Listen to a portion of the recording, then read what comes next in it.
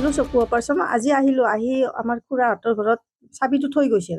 মায়ে আনিব গ'ল, আমি ভিতৰত আহিলোঁ, আজি চাওঁ তালাটো ভাঙা আছে। ভাঙা বাবু ক'লে মা নুচবি নুচবি। তাৰপিছত মাক মাতি আনিলোঁ, দাদাহঁতক মাতি আনিলোঁ।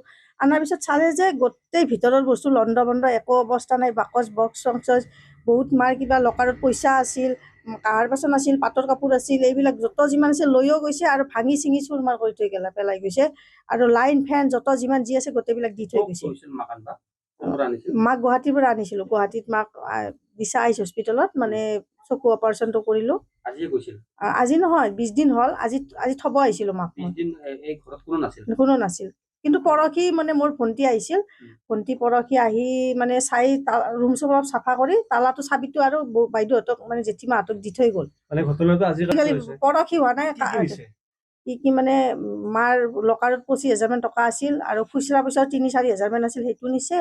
আৰু কাঁহী বাচন আছিল আৰু মানে মাৰ পাটৰ কাপোৰ, ভণ্টিৰ পাটৰ কাপোৰ কিবাখানি আছিল। আৰু বাকীতো চোৱাই নাই আৰু এতিয়ালৈ। সোণ মানে সোণটো এতিয়ালৈ চোৱা নাই আৰু, মানে বাকচবিলাক লাৰিব হাক দিছে ন, যদি চাইছোঁ চালি গম পাম আৰু। চুব হাক দিয়াৰ কাৰণে আমি চোৱা নাই। বাকী মানে ডাইৰেক্ট চকুত পৰা সেইখিনি বস্তু নাই আৰু। পাটৰ কাপোৰ বাকচবিলাক বাকচ নাই, কিন্তু মায়ে য'ত সোণাখিনি থৈছিল আমি সেইখিনি লাৰা নাই এতিয়ালৈ। আৰু তাৰ আগতেও মানে 2-3 বছৰ আগতেও মানে মা ভাগিনতাৰ বিয়াত, তেতিয়া গোটেই বাচন বৰ্তন তাতেও 3-4 লাখ টকাৰ বস্তু তেতিয়াও মানে এনেকে তালা ভাঙিয়ে লৈ গৈছে। সন্দেহটো আছে আৰু।